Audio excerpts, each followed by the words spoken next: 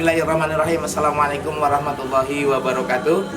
Para sahabat, donatur, dan para muakif Yayasan Pandu Wakaf Indonesia, bersyukur hadirat Allah Subhanahu wa Ta'ala, hari ini hari Rabu tanggal 13 November 2024, kami beserta para sahabat berada di Pusat Pelatihan Pertanian dan Perdesaan Swadaya Pandawa Kencana Multifarm yang berada di Jalan Raya Golf Merapi nomor 3, Perjuangan, Kepuharjo, Cangkringan, Sleman, Yogyakarta. Dan syukur alhamdulillahnya juga hari ini kita langsung bertemu dengan CEO-nya, ya, Bapak Prof Gembong, ya Pak. Yeah. Alhamdulillah hari ini juga kita akan banyak bertanya tentang hal ihwal pertanian, peternakan, dan perikanan terpadu. Sebelumnya kami sampaikan kenapa kami dari Yayasan Pandu Wakaf Indonesia berkesempatan berkunjung ke Pandawa Kencana Multifarm ini. Kami dapat informasi ini dari salah satu sahabat kami yang berada di daerah Semarang, dan beliau juga kasih link di YouTube. Setelah saya lihat-lihat, Masya Allah, ini sesuatu yang kami cari. Karena apa? Pandu Wakaf Indonesia dalam implementasi programnya ini lebih kepada produktivitas di perkebunan, perikanan, dan pertanian, yang dalam hal ini kami juga harus mempunyai pengetahuan khusus tentang hal itu semua. Nah, mudah-mudahan Pak Gembong bisa memberikan seluruh keilmuannya yang bisa kita serap untuk bisa kita kembangkan, ya, kita luaskan dalam program di Yayasan Pandu Wakaf Indonesia. Langsung kita ketemu Pak Gembong. Assalamualaikum warahmatullahi wabarakatuh. Pak Prof. Perkenalkan Pak Prof, saya Ahmad Fadilah Sutarno. Kebetulan kami ditunjuk sebagai ketua di Yayasan Pandu Wakaf Indonesia. Yayasan Pandu Wakaf Indonesia ini berada di daerah Jakarta Selatan, Prof. Memang kami belum begitu lama, Prof, ya. Jadi sebagaimana tadi kami sampaikan bahwa kami punya tujuan untuk pengembangan program kami di perkebunan dan pertanian serta perikanan. Berkenan kiranya Prof memberikan edukasi, ya, apalagi yang sifatnya ilmu dan penyemangat kami untuk menjalankan. Makasih Prof, monggo silakan Prof. Baiklah, Assalamualaikum warahmatullahi wabarakatuh. Waalaikumsalam warahmatullahi wabarakatuh. Alhamdulillah, ini berkah dan ridha Allah saya bisa ketemu dengan Yayasan Pandu Wakaf Indonesia. Luar biasa ini Pak. Ya, suatu gerakan yayasan, ya Pak, ya, yang bersifat sosial. Nah, seirama dengan kita, Pak. Alhamdulillah. Sinergi mudah-mudahan. Saya ini mendirikan lembaga riset ini karena keprihatinan saya. Saya prihatin sekali terhadap bumi. Bumi ini di seluruh dunia sudah rusak, bahkan khusus Indonesia. Kerusakan bumi sudah sangat parah. Yang kedua, saya prihatin terhadap pengusaha kecil, petani-petani yang selamanya petani ini kehidupannya menderita. Maka kenapa kok petani dan dunia pertanian di Indonesia ini tidak berkah? Nanam apa aja bisa kena penyakit, ya? Iya, betul.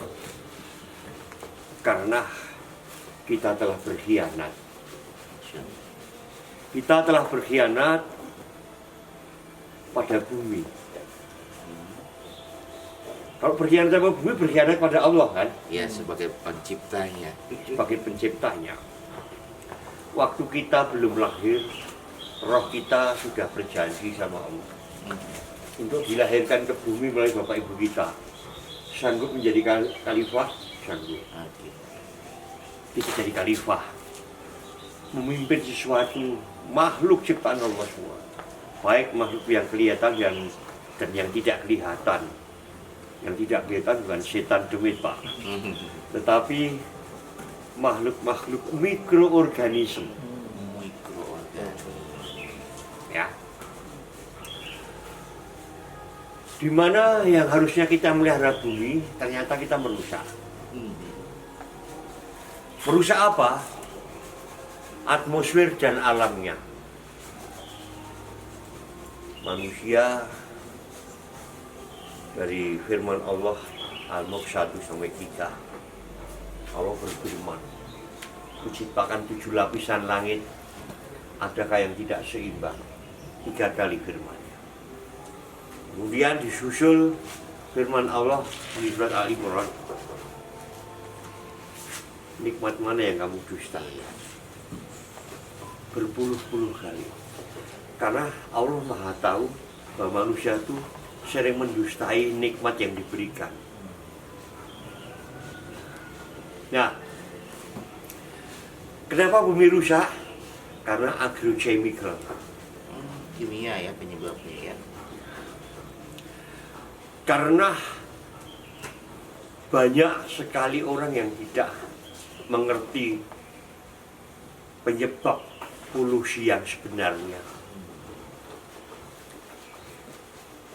Manusia yang serakah ini memanfaatkan kekafirannya, kepemimpinannya menjadi penguasa bumi. Bukan pemimpin bumi, tapi penguasa bumi. Nah, kita memimpin bumi harusnya memelihara, malah merusak. Memberikan pupuk-pupuk kimia, obat-obat kimia, dan sebagainya. Salah satu penyebab kerusakan alam, atmosfer dan bumi justru di bidang peternakan. 51% Kerusakan yang disebabkan Ya. oleh peternakan. peternakan. Kenapa? Karena terutama sapi. Sapi itu mengeluarkan NH3. Semua kotoran hewan itu bau. Kenapa bau? Kalau kita cek, kita riset, kita teliti, kotorannya masih mengandung protein Dari kotorannya sendiri masih ada kandungan protein. yang tidak bisa dicerna. Mengakibatkan pembusukan protein timbullah NH3. Dan sapi mengeluarkan gas metan. Kedua, disusul oleh perkebunan dan sawah. Perkebunan sawah. Air menggenang. Justru untuk pabrik dan mobil sepeda motor itu urutan kelima. Nyumbang polusi. Ya, karena dia hanya logam dan CO2 dan karbon monoksida. Alam kita rusak. Di mana gas metan NH3 itu mudah sekali bereaksi dengan zat-zat lain, melayang di udara, ke atmosfer kita, menyebabkan GRK, gas rumah kaca. Penyaringan sinar matahari terganggu, bocor, sehingga terjadi perubahan suhu yang sangat ekstrim. Maka di mana negara yang punya ternak besar akan terjadi badai panas. Australia, Amerika, Belanda yang mati banyak sekali itu. Nah, perubahan suhu yang sangat ekstrim ini membuat makhluk-makhluk pada mati. Pemakaian mikroorganisme yang diciptakan Allah, yang saya sebut sebagai para profesor-profesor lulusan universitas surga, mati. Yang hidup para profesor-profesor lulusan neraka yang menyebabkan penyakit. Masya Allah. Ya. Maka kita membuat apa Ini aja bahasanya halus nih, Pak. menyebabkan kita nanam apa kena penyakit. Itu. Nah, kemudian kita riset membuat lembaga ini. Tujuan lembaga saya yang pertama satu, meningkatkan kesejahteraan kaum tani dan pengusaha kecil. Membuat petani kita ini kesejahteraannya harus diatasi. Karena sabda Rasul dalam hadis Nabi, Rasul bersabda, besok setelah Nabi Rasul orang-orang suci, pintu surga pertama dibuka untuk petani. Maka saya ucapkan selamat datang salam penghuni surga. Karena Bapak nanti pelaku sebagai pemelihara bumi kan? Ya. Nah, kenapa? Karena petani ini sedekah keluarnya luar biasa.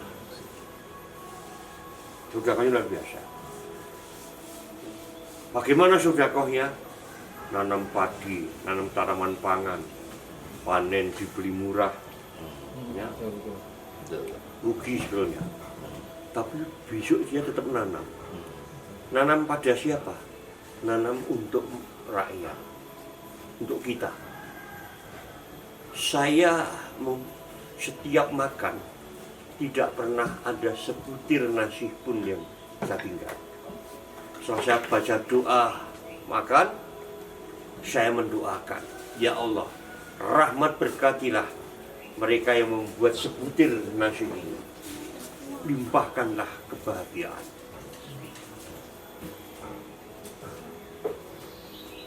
Karena saya menghargai sama yang membuat. Ya. Ini sahana. Cuma sayangnya petani-petani kita sedekahnya keliru. Keliru kemana? Sedekah kepada orang yang lebih. Ya. Walaupun kita boleh sedekah sama orang kaya, boleh, ya. Tapi utamakan itu. Sedekahnya mereka pada orang kaya, membeli pupuk, yang kaya pabriknya, membeli bibit yang kaya pabriknya, membeli obat-obatan yang membuat petani itu menjadi pengkhianat, obat-obat kimia yang kaya pabriknya. Petani selamanya miskin. Maka kami bentuk namanya petani mandiri. Apa petani mandiri itu? Petani yang bisa membuat obat sendiri, petani yang bisa membuat bibit sendiri, petani yang bisa membuat pupuk sendiri. Saya dalam soal pembibitan sangat marah sekali. Kenapa? Bibit kita itu bibit bagus semua, dicuri oleh pihak asing, dioptimalkan, dijual ke petani kita. Karena di Indonesia ini para peneliti pada males karena nggak ada penghargaan. Ya.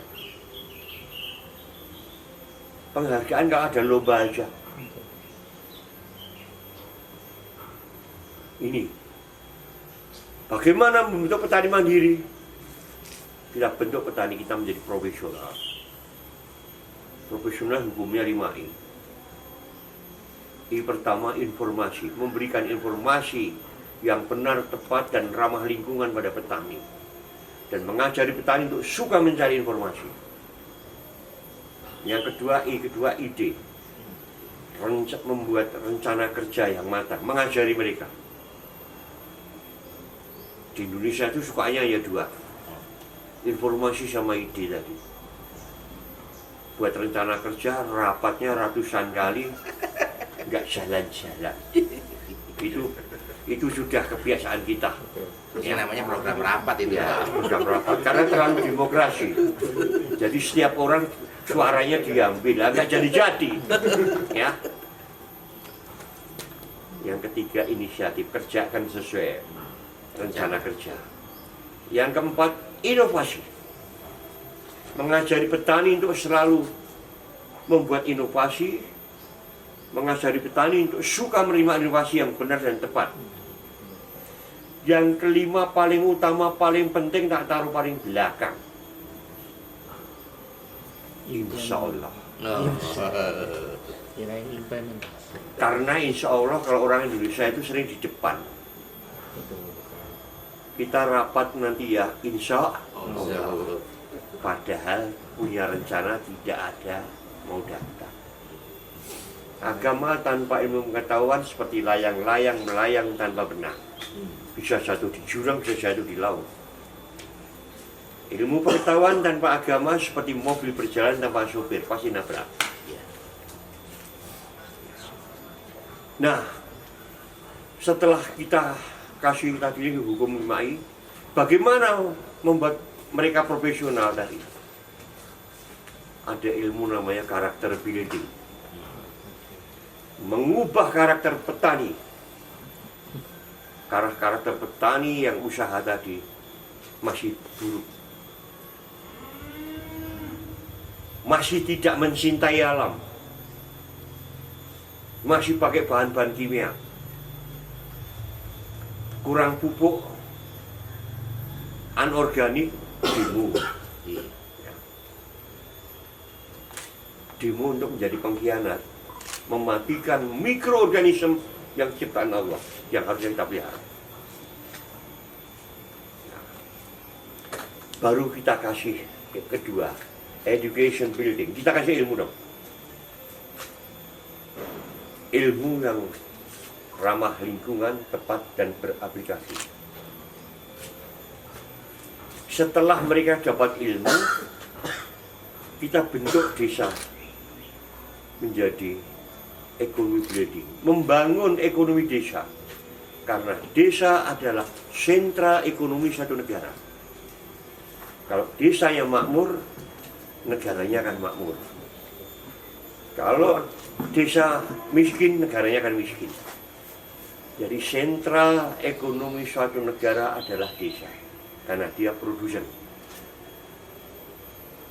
Ya, dia produsen. Produsen yang tidak bisa menentukan harga. Harganya dimainkan oleh pihak lain. Tengkulak-tengkulak, pengumpul, ya.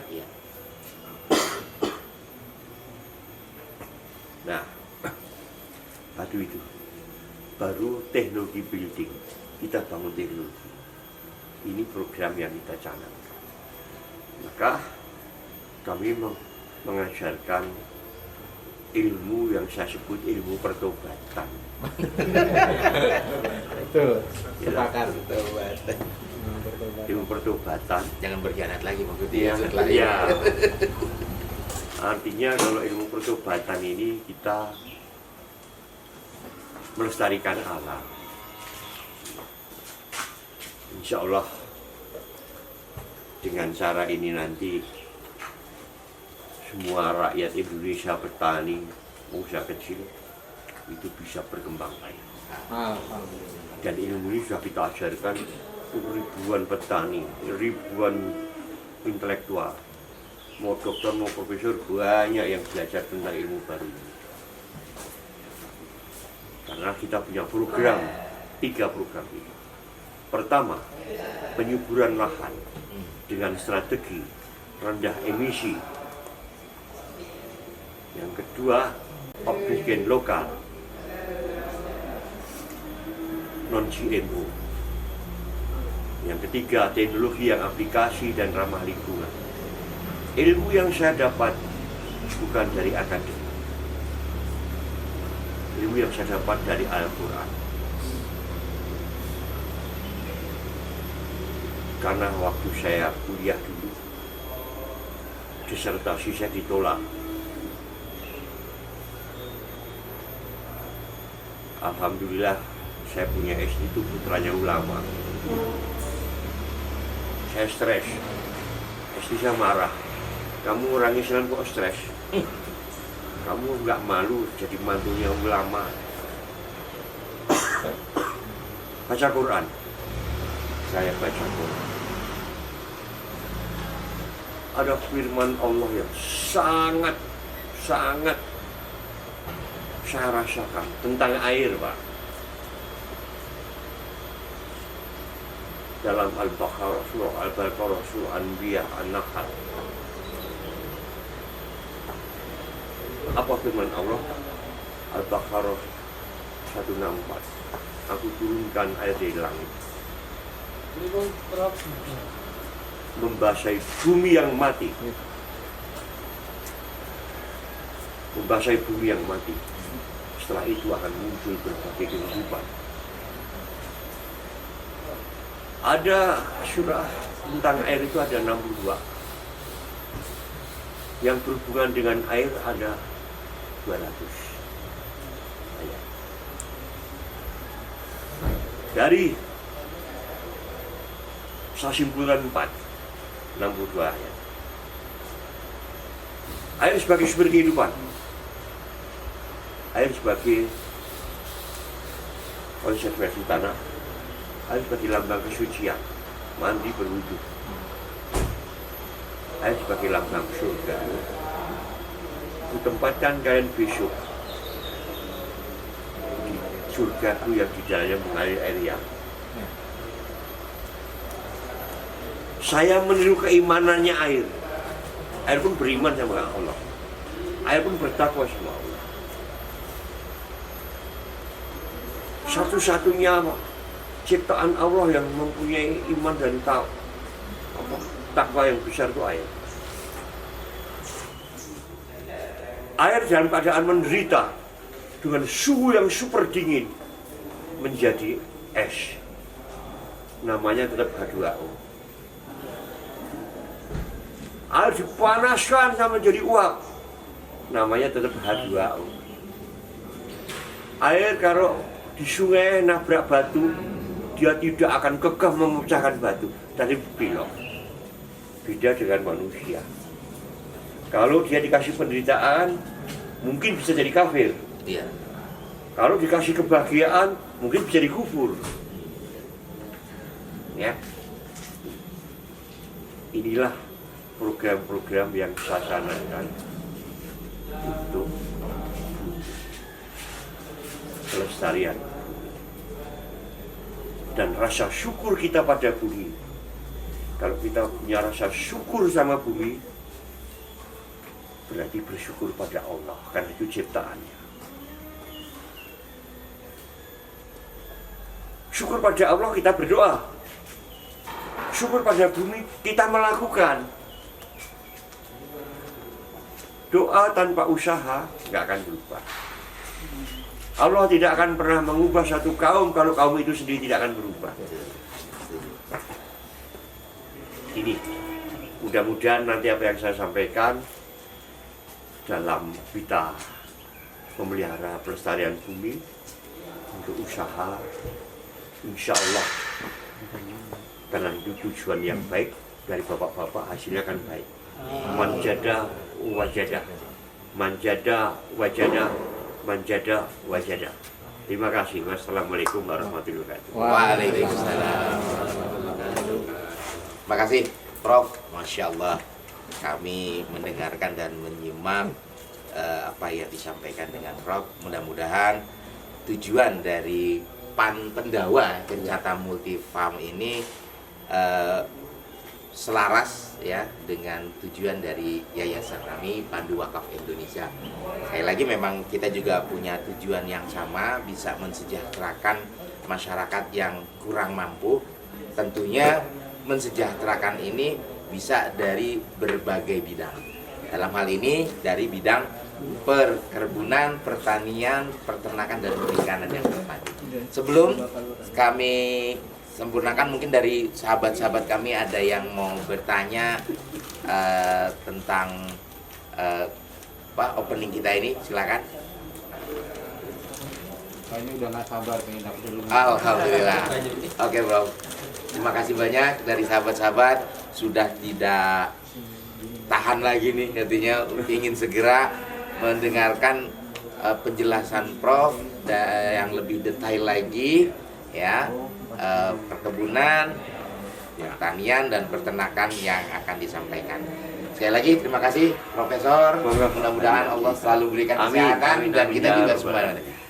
Baik, sahabat Pandu Wakaf Indonesia, pertemuan kami dengan Prof. Gembong terus bisa menghasilkan suatu karya atau ide-ide dan inovasi yang lebih lagi untuk kita memberikan kesejahteraan bagi yang memerlukan. Dari ini kami ucapkan walhamdulillahirobbilalamin. Wassalamualaikum warahmatullahi wabarakatuh. Sampai ketemu dan ikuti terus channel Pandu Wakaf Indonesia.